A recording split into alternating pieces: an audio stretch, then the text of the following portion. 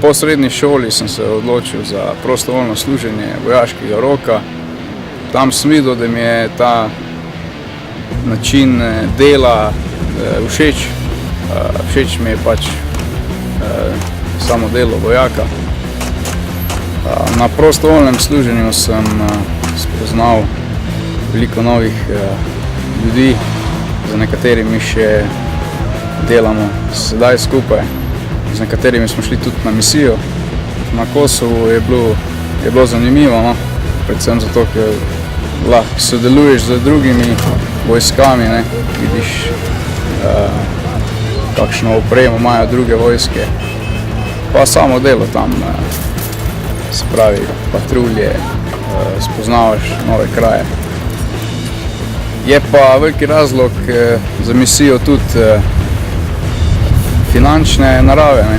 Ker plača je dokaj višja kot tukaj doma in mlademu človeku to veliko pomeni, ne?